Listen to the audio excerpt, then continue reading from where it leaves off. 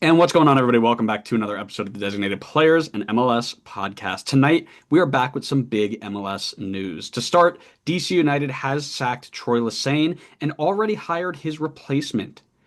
It was reported that they were conducting the search while he was still in charge. And we're going to talk about, was it right for them to do that? Is there a gray zone where that shouldn't be, that shouldn't be morally accepted? Then Inter Miami are linked to Rodrigo de Paul from Atletico Madrid. The World Cup winner will come at a cost, but can Miami fit him under the salary cap and roster rules? Finally, the New York Cosmos are returning, albeit just as Cosmos. They've dropped the New York for reasons we'll describe in a little bit, but they will join USL League One in 2026. We'll talk about what this means for MLS and their future plans in the soccer landscape. I'm Andrew, that's Connor, and here is this week's MLS news. Big Cone. How we doing, big dog? Big Drew, I'm doing good, big cat. I hate you. I didn't Um, like that. you got some garbage on your neck. I got garbage behind me. Why don't you tell me what you're rocking? I am rocking your favorite team, the best team in red from DC to New York. Nice view of the DC skyline. And look at that. It even meets in the middle.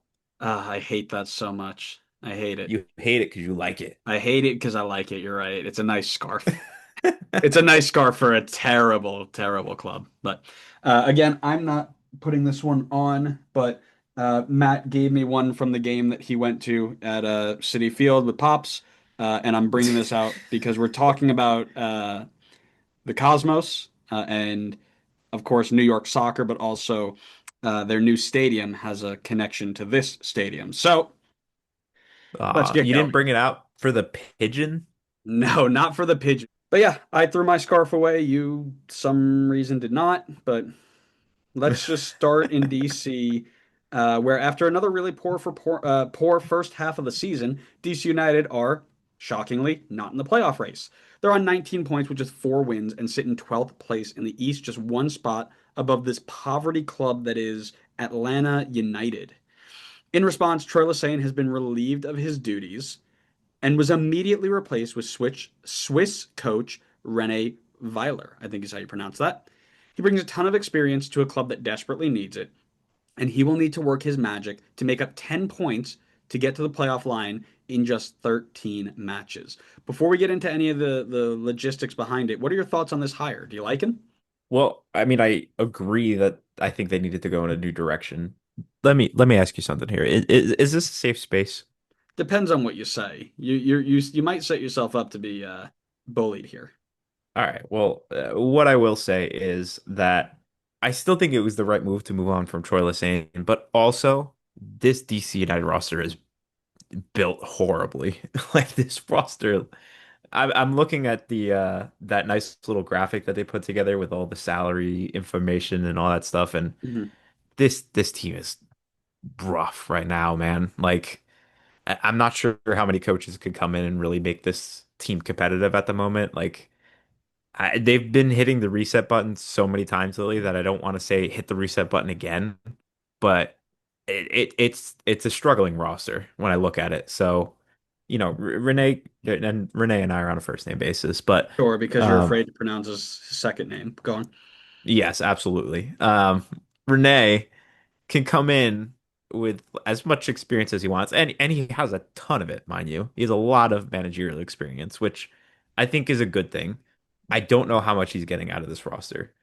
I am hopeful. I do like the direction that they went with. I like going for coaches outside of the league as opposed to recycling guys who have underperformed in the league at LAFC. So I like the direction that they're going, but I still am concerned about how limited he could take this team, considering the roster just does not feel strong in the slightest. Hmm. And they have open spots to fill. Like Yeah. you could have potentially had two designated player spots had you not done the weirdest trade ever and kept Click as a designated player and traded him. But regardless, you still have an open one. You should hopefully spend it and back the new manager. Hopefully they do that. But they still have a lot of work to do beyond that point as well, in my opinion. Yeah. First off, always a safe space to talk poorly on DC United. You never have to ask. I You should have never known have to that. ask. Yeah. Yeah, That's I should have that's known that. that's that's silly. I'm intrigued by the hire. That's my word of the day because he comes in with a ton of experience, including the Belgian League, the J League, the Egyptian Premier League. He won titles in Belgium and Egypt and some Swiss titles. But what's interesting to me is that he hasn't held a job longer than a season and a half since 2011 to 2014 when he was with FC Aura in the Swiss football system. And that worries me a little bit because this is a team that needs stability and it needs somebody who understands the direction that the club's going and can mold that identity in his image.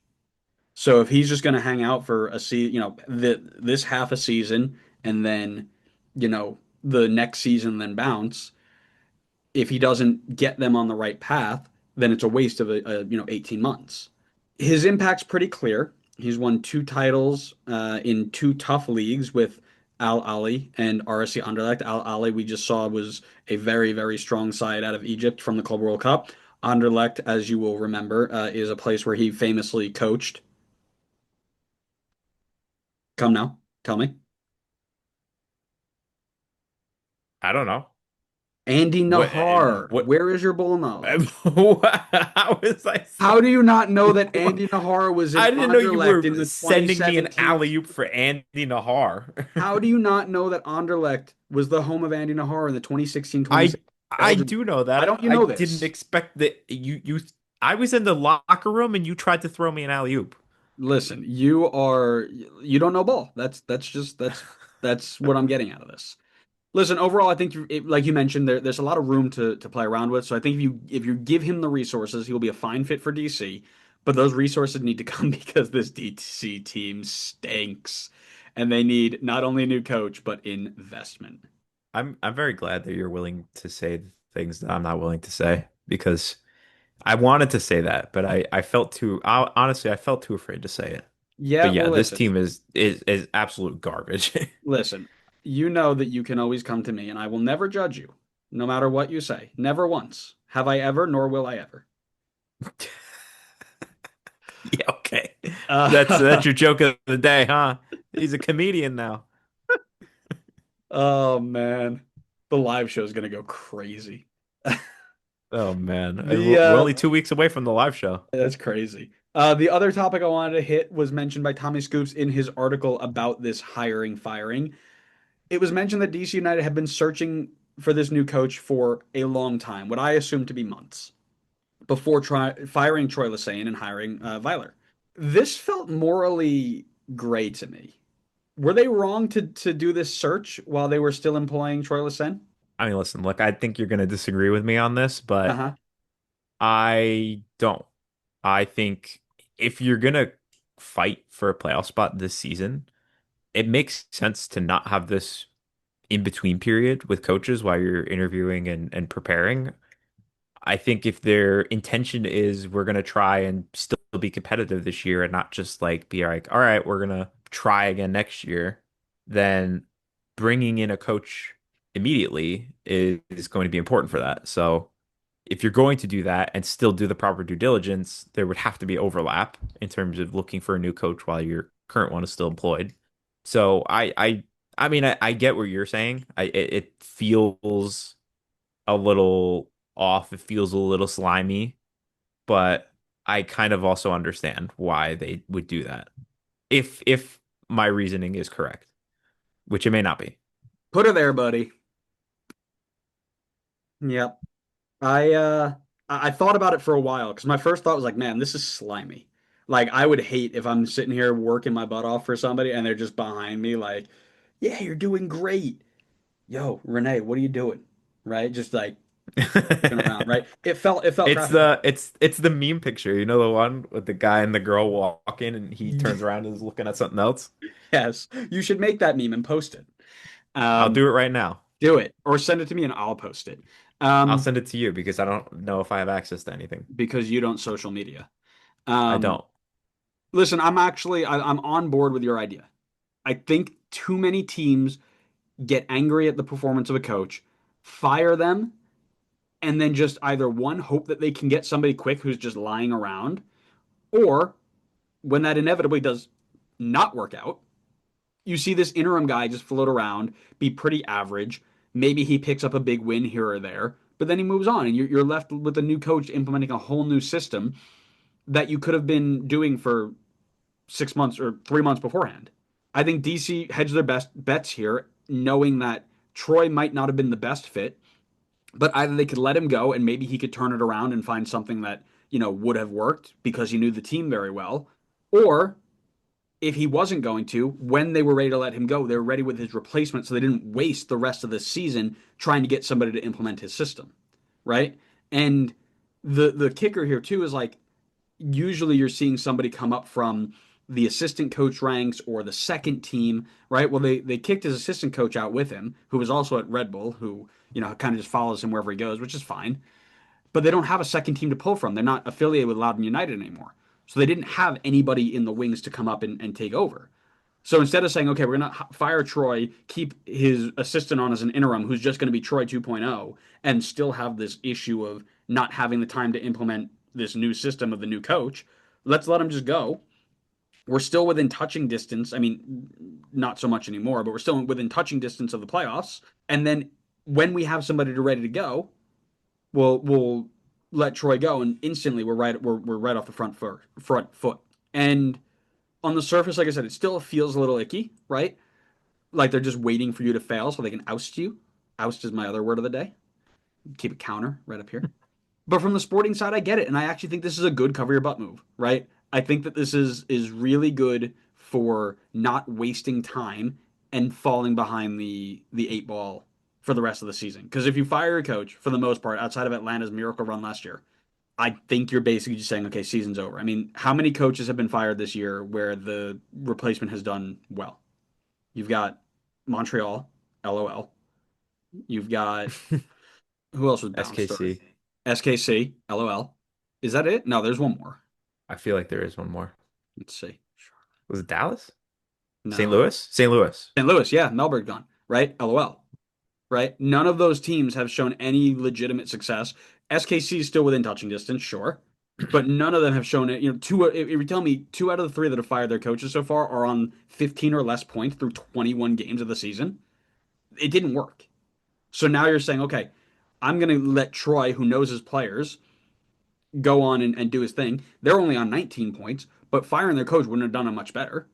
So let him stick around. Let's save that time. And now we're putting somebody in who's going to not, we're not going to waste the last 13 games of the season. Even if we don't make the playoffs, now he's got a head start on implementing a system, knowing the types of players he needs. We don't have to wait till the offseason for him to figure it out. We can use a transfer window to help him. I like it. I think it's a smart business and sporting move. Well, that's where I think like you kind of led into the second point that I was going to talk about. Them being proactive and bringing him in now sets them up right before this secondary transfer window opens up, where now they can go and bring in players where they have a little bit of space to maneuver with that he thinks will be good for his system, as opposed to we let Troy go now at the same time, but we haven't done our managerial search yet. That may take a month or two. You bring him in mid-August and you've already passed the transfer window. Like he's just stuck with whatever he comes in with. Like he doesn't get to come in and bring in players that he thinks could work well in his system. So you're just kind of like losing this half of year where he's kind of just working with what was handed to him. And then you could reset again next year. But it's like you almost could have just waited until the end of the year and then brought him in and then had this like off season to like make changes. But I think them being proactive now gives them an opportunity to back the manager in the transfer window. Yep. Like I said, as slimy as it feels, I don't hate it. And maybe that's because DC United, but no complaints. Let's see how many people like that meme. I just posted it on Twitter. So while we wait for the We'll see. response, while we wait for the response, let's talk about something we were hinting at in Monday's episode. Inter Miami are linked heavily with Rodrigo de Paul. I sure hope it's Rodrigo, by the way. I've said that very confidently multiple times in the last 2 episodes. Don't So worry, you're good. good. I want to make sure because I felt really confident about it, but everything, when you read something, you're like, I've read this so many times it looks wrong. That's where I'm at right now. I'm like, Yes. man, man, Yes. what if it's like Roberto and I messed it up? Oh no. Um, the Argentine center mid comes from Atletico Madrid. He is an World Cup winner, right? He is a fantastic player, and he's another one of Messi's friends who's ready to join up with him in Miami in a rumored move to be over $20 million. That would put him number two overall. And I bet you the second he steps on, he has the same amount of impact as the guy who would be number one. Is that right? Probably. Unnecessary, uncalled for. Oh, Atlanta needs to stay catching strays. Let's avoid logistics for right now. We're going to talk about logistics of getting him here in a second. Thoughts on the move, just generally. You like it? Do you think they need it? Oh, it'd be phenomenal. No question. Like he's not exactly, 36 years old. He's 31. You're gonna get really good years out of him, and I think he's a fantastic player personally. I think he would come in and have an immediate fantastic impact for them. And you know what? The transfer fee, the 20 million, that's you could say that's the reward for doing well in the Club World Cup. You take that money, boom, you go get yourself a fantastic player that you can bring in and have an instant impact. So I am obviously in huge support of it. I think he would be fantastic. The logistics is where now it becomes a conversation, though. Yeah, yeah. Well, I'm kind of in the same boat as you, right? Where I like it, but it feels more flashy than it feels team need, right? You've got a ton of talent in the midfield. Busquets, Redondo, Ruiz, Yannick Bright, Benja Kremovsky, just to name a few. And there are injuries in there. You need to backfill them, no doubt. But you're gonna eventually get that room to be pretty crowded, and you're gonna lose a couple of talented players. And I don't necessarily think it's a position of need for them as much as maybe center back is or outside back is. That being said, the improvement in quality is going to be clear, no doubt. You mentioned it. I agree with you. Redondo, Bright, Benja Kremovsky, they're all talented in their own way. But Rodrigo de Paul, another level. He's been a constant contributor to Athletic Madrid in Champions League, in league play, in all these different cups for the last 4 years, and then a mainstay in the Udinese side before that. He's just got quality all over the place. If they can get it done, it's a big win. But that begs the question: can it actually be done? A little bit of information on Miami's roster flexibility. It's about as flexible as a piece of carbon fiber steel. Probably about as flexible as me. Yeah, well, And listen, I'm not carbon very carbon flexible. fiber steel, a little bit stronger. I They also have do. That was no my nickname in college. I also have no They idea if called that me they called me carbon fiber steel. they called you carbon fiber steel cone. Yeah. Yeah, I work in glass, It so I was a have bit of no a idea if mouthful. that's true, by the way. But as of May this year, Miami has three designated players. None of them can be bought down, and they've only got $2 million in game. So this is making it all the more difficult to get him under the salary cap. Do you think they can get it done? And if so, how do you see it happening? Let's test your ball knowledge here. Or let's test I your don't knowledge know. of let's test your knowledge of roster mechanisms. That's even better than ball knowledge. If you could tell me how they're gonna finagle this out, you're gonna win. I don't know if they. I don't. I honestly don't know if they can because I'll use my one question here. I bel Does the transfer price factor into their status? Yes, I believe so. I mean, I would assume he's going to want a significant enough salary. I mean, maybe Miami pulls their Miami strings and is like, hey, take a little bit of a cut off the salary. We'll slip you some advertising money. And now all of a sudden, for this year, we could get you under the designated player status and we could get you on a TAM deal. And then next year we'll bump you up and we'll work around our other having too many designated players. I That's like the best thing I could come up with, and that I don't even know if that would work. I mean, he'd have to be willing to kind of have some weird ways of working around his salary in order to come play with Messi, which I wouldn't put out of the realm of possibility. I mean, I think people would be willing to do that. It's not like he hasn't played with Messi before, though. He played with him in the national team, so it's not like this is my one opportunity. But man, it's going to be hard. Or we're about to see the Beckham rule come into play. We're about to get a Beckham Messi era type of change to the roster rules.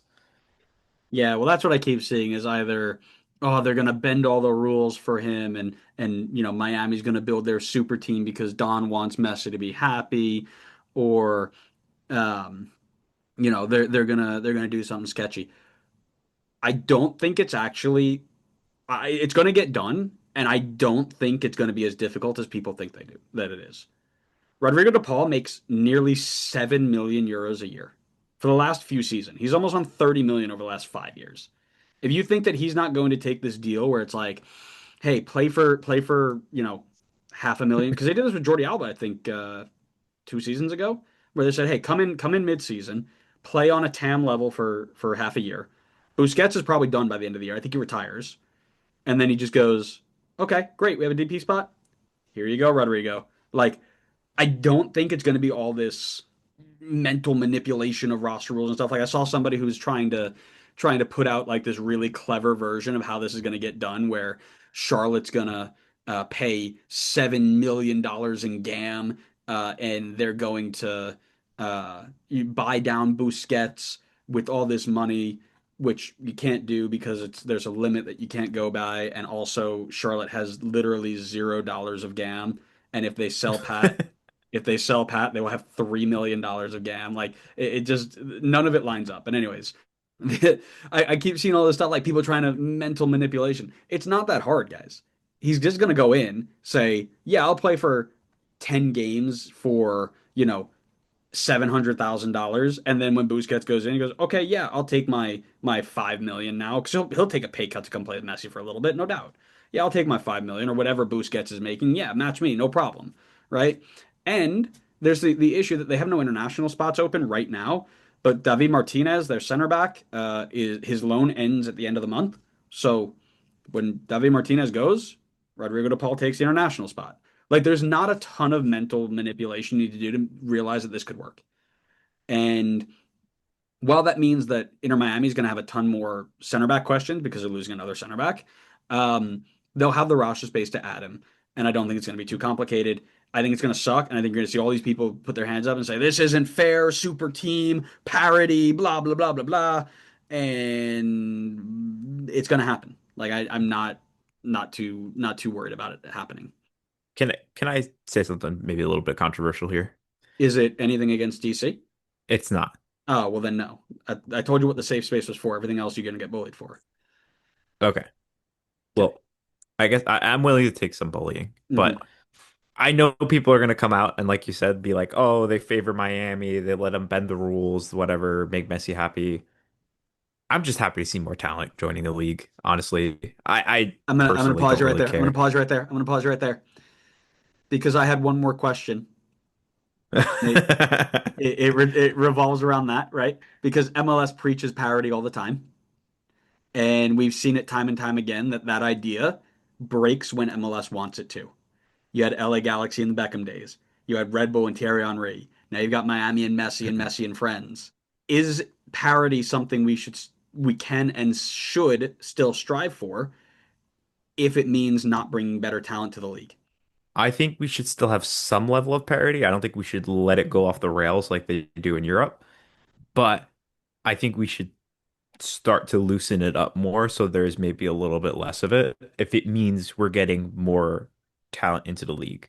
If losing a little bit of parity means we get to see more players of the quality of Rodrigo de Paul come into Major League Soccer, I'm kind of willing to do that. And honestly, and I'm sorry to say this for the fans of these sorts of teams, it I mean it's punishing them, but it's like it should realistically be punishing the owners that are not willing to invest and spend money and use their roster rules. And I understand that teams aren't going to have the same advantages that Miami does with Messi. Like people are going to be willing to come over, take pay cuts, take weird wages in order to make things work to play with Messi. And that's an advantage that no other team is going to be able to have or replicate. But hopefully it encourages other owners to spend money and try and be competitive with them so that they can, get the same sort of reputational boost, the same sort of money from these competitions like Club World Cup. I just think like it's gonna hurt the owners like Saputo who just won't spend any money or fill out their roster spots.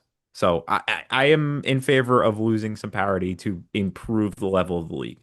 Yeah, I'm with you here. I think that's kind of where I'm at is I'm okay if we start moving away from this idea of complete parity, right? And quite frankly, we've kind of not been there for a while. It's just been something that MLS media and personalities have preached for a while, but we've been away from it for a while. I mean, think about the Toronto Seattle days, right? There are only two teams that could ever get to the final. Toronto Seattle for like 4 years, right?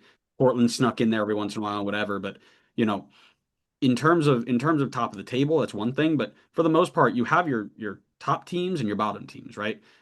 But what we see is that those teams that are at the bottom, they are okay, right? Let's look at Chicago Fire, right? We're 30 years on. We're a bit more stable in our fan base. We're a bit more stable in our ownership. Owners can, deal with that. And Chicago Fire have been at the bottom for 15 years, and they are okay, right? They're not dying. They're still fine. They're building a brand new stadium. It's great. I'm getting behind this idea that a team that is consistently strong and good for general audiences, right? The super team, if you will. I do this at the start of every season that I coach. I ask my players to give me a little bit of information about them, name, position, things like that. But then I always slide in your favorite team worldwide and your favorite team in America if it's not the same. Top three answers: Real Madrid, Barcelona, Man City, Liverpool, kind of that mix, and Inter Miami. How many Inter Miami games do you think that these kids have watched this year? Probably none, Probably right? plenty. Yeah, we're Yeah. not they're not sickos like you and I. Well, maybe me, because you have probably watched as many as they have. But it's because Messi's there and the former Barcelona players are there and they're successful and they're playing against Porto and they're scoring goals against Porto and the clips are going wild. If you have a team that wants to spend the money and go get better players that will make them better, let's have it, right? If that means that they're going to be at the top for a few years, sure. You still have roster restrictions that will maybe prevent them from just taking all the money and staying there, but you'll attract a new set of eyeballs. And while not every one of them is going to turn into a diehard, if you convert the 10%, that's how you start, right? We talked about it with the Messi deal. The Messi deal wasn't supposed to bring in 2 million eyes tomorrow. It's supposed to bring 2 million eyes over a significant amount of time, right? And that's what I see here is if we were to get this super team, so long as we're not hurting anything else, I don't think it's the worst thing in the world. I agree. Yeah, I mean, I think it's better for the league long term to start to reward the owners that are willing to try. I'm kind of tired of keeping these crappy owners are like in the loop in and around the other teams in the league while they just continue to not care and not spend. Like it's time, like not every purchase is going to work out. I mean, look at Atlanta this season, right? They spent plenty of money. They had a very exciting offseason and it hasn't worked out. But at least they're trying. There are a few owners in this league that just do not try. The Mm-hmm. minute they get anybody successful, they sell them. They don't replenish the team. They don't utilize their roster spaces, and quite frankly, they should be punished for it. And if they and I hate to say that because I don't think the fans deserve it. The fans are great, and I don't want them to have to suffer through that. But if suffering through it means you get new ownership who actually care, then it might be worth it. All right, let's quickly touch on one last topic. Michael Batista from Hudson River Blue broke a big story just a few days ago that the New York Cosmos were coming back to the American soccer landscape. They will play in USL League One out of Paterson, New Jersey, in the historic Hinchlife Stadium starting in 2026. They've done a couple of things that have really stirred up the community. They've done a rebrand where they've dropped the New York from their New York Cosmos, which is bold because they don't play in New York anymore, even though that's not a requirement. They have a new logo, and they've caused generational crash outs from a guy who's using AI to claim that he owns all of the IP to the Cosmos and is trying to make them play in a non-existent league in the UK. It is quite the lunchtime viewing every day at work. I will have to share it to you later because I know you have no idea what I'm talking about. It is, oh, That sounds insane. it is exactly as insane as you think it is. Um, we'll talk about it after because I don't want to spend too much time on it. But the soccer community is stirred up in a tizzy, if you will. Word three. Since none of us are around for the OG Cosmos days, and the NASL days were as short-lived as you could imagine. Let's focus on what this just means for MLS, right? USL is propping up a historic brand in the backyard of MLS 1 to 2 years before they're proposing a D1 league and Pro Rel to their own league. Do you think MLS is shaking in their boots yet? And if not, should they be? No, I don't think. I think I hope I'm not jumping your topics here, but with Messi coming into the league, I do feel like the general fandom of the league and a lot of the eyes that are on the league have shifted a bit younger. And that's not to say that people who are older still don't follow the league. I mean, I think there's plenty. But I think with Messi coming in, you're getting a lot of younger eyes on the league who did not live around for the Cosmo days and don't have any connection to the New York Cosmos. The baseline connection they probably have is, oh, I know Pele played there at one point, and that's probably about it. So I don't think they necessarily care about the Cosmos having this revival. I don't think the league is very concerned that all of a sudden there's going to be massive hype about around USL and the Cosmos team. So I don't think they are shaking in their boots. I don't think they need to be shaking in their boots. That's not to say that this isn't like a good decision to be made, but I don't think it worries Major League Soccer. No, no, and I agree with you. I don't think it's just yet, but when we talk about what this USL D1 league was meant to be, right? We always talk about the two things that are holding them back: number of teams and number of teams that have stadiums that meet the capacities of the Pro League standards.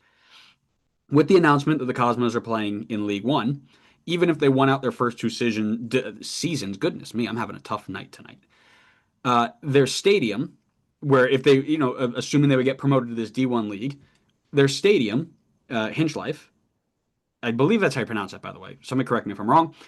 It's still not big enough to meet the D1 standards. I think it's barely big enough to meet the D2 standards. It only holds 7,800 fans.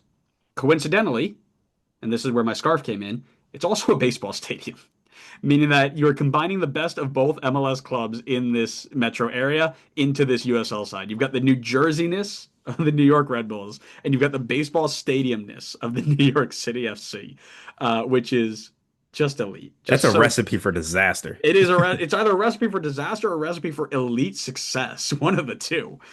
The other side of this too is that they're taking this team that was the New York Cosmos based on, in Coney Island, that was such an easy spot to get to for so many local fans, and they're moving it to Paterson, New Jersey, which is not it's not going to help them, that's for sure. You might get a couple of people from the New Jersey area who are like, "Oh yeah, I'll take a look at them. I remember them." But, a lot of people already say, "Oh, I'm not making the trip to Red Bull Arena in Harrison from the city. That's a nightmare. Are you kidding?"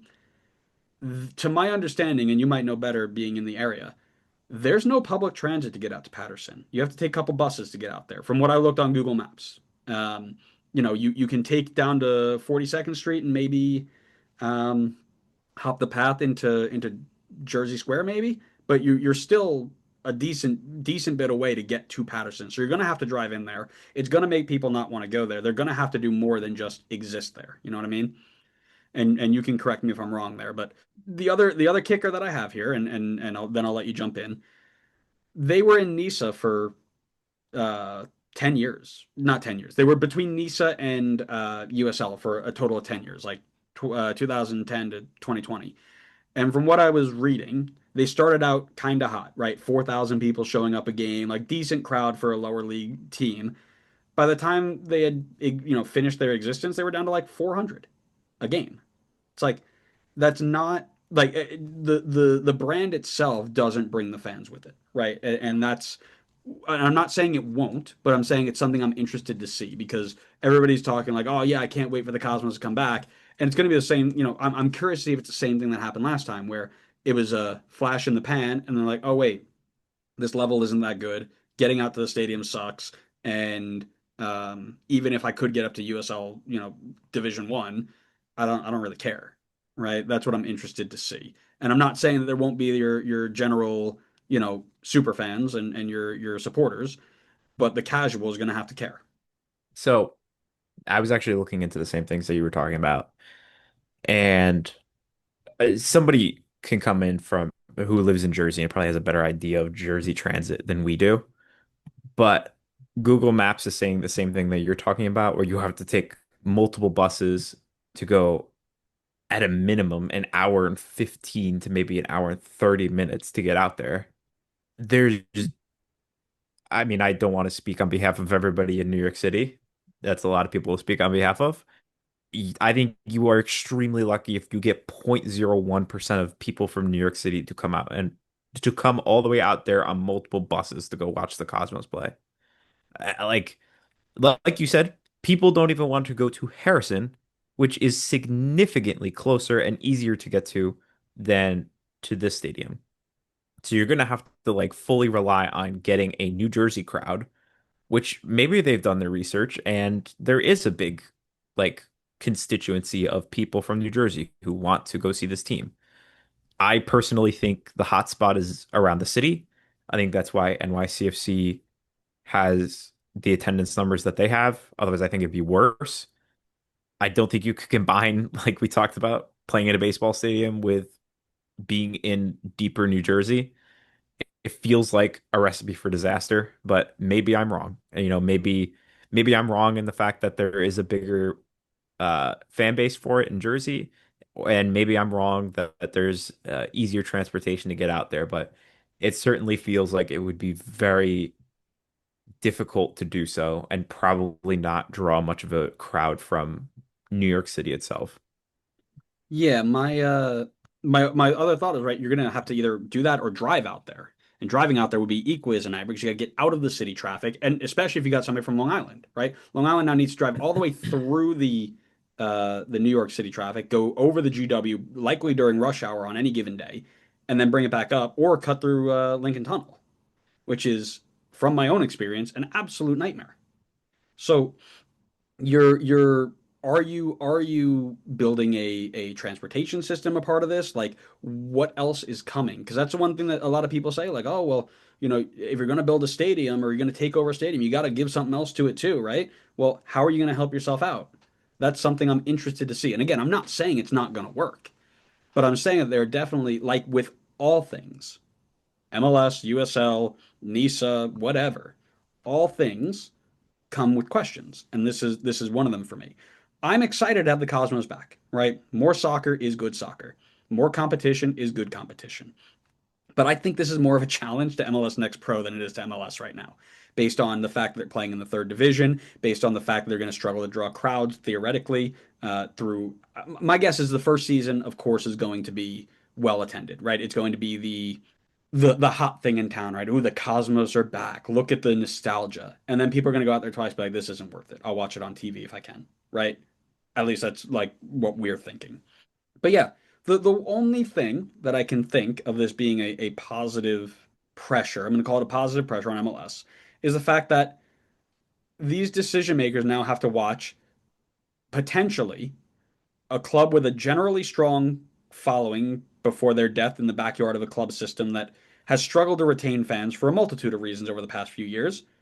Red Bull being the specific one, right? And we talk about that all the time that their diehards have left because of the 5 years of ineptitude from the front office. And NYCFC fans kind of the same way. Now their new stadium is going to bring people back, but this club, if it gets off the ground and does well, can kind of show USL the blueprint of what they can do and what might happen if they really start to put funding into this, right? The first instance that I thought is USL can go to Cleveland right now, find somebody who is willing to put tens of millions of dollars into a soccer specific stadium that meets their Division One criteria, and they might start pulling casuals from FCC or Columbus. Right? If there's somebody who's Cleveland who's like, oh yeah, I'll go out to if I'm in the area, maybe I'll just stop by the Columbus game. Well, now they've got a D1 league right in their own backyard. That's fans away, right? And you can do that all over the country. There are major cities all over the country that don't have an MLS side that you can do that to and start pulling these people away. If they can do that and get that done, that's where I start to think MLS owners start thinking, "Oh, this might be a problem. We need to start doing something about this." Because that is going to, once they start losing fans to their ineptitude, right? Oh, I'm not spending on players or I'm taking this approach. That doesn't bother them because they're still making the money. losing fans to other people making money, uh-oh, sound the alarms. It's time to burn everything down because other people can't be making money, only me. Right? They're rich billionaires. They don't like other people being rich billionaires, right? So I don't, and again, I'm not saying that I think this is definitely going to happen, but this is the silver lining positive to the USL side that I can say, yeah, maybe this is how they can start poking holes, right? I think we'll have to wait and see what the actual turnout starts to look like. I have my doubts on how successful it will be. I think I tend to agree with you that it will probably have a early flurry of press and higher attendance numbers, and will, I think, ultimately fizzle out once that kind of goes away. Yeah, and that'd be a shame, truthfully, like I said. But um, they keep trying to bring it back. It keeps dying. They're also, again, not to give this guy press, but apparently this guy is trying to cancel every patent that is over the trademark of the Cosmos that they're trying to bring back. So they're going to go into this whole legal battle. It's going to be a nightmare. So I'm real interested to see where that goes. But yeah, it's just going to be something that all soccer is good soccer, but as we've been saying forever, the system doesn't matter. Pro rel or closed entity or whatever doesn't matter. You have to have the draw in the area you're in to get fans to be there. So if you don't, then it will fail, and that's a problem, right? But being is Patterson, New Jersey, the place where we need to have this happen? I don't know. We'll find out. Anything else you want to add on any of the topics we've covered this evening?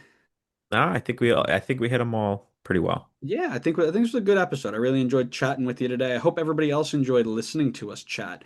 Make sure you follow us wherever you get your podcasting. The next time we go live, we've got more interviews coming up with New York Red Bull 2 player Aiden Jarvis. That should be really fun. We got a couple of other news and more different varying topics of top tens and tier lists and things like that. They're all coming back. So make sure you follow us for that and follow us on social media so you know when we are posting clips, you can interact with us because we are doing really well over there and we want to keep that up. So thanks so much for listening, everybody. We hope you enjoyed it. We'll see you next time on the next episode of the Designated Players and MLS podcast. See ya.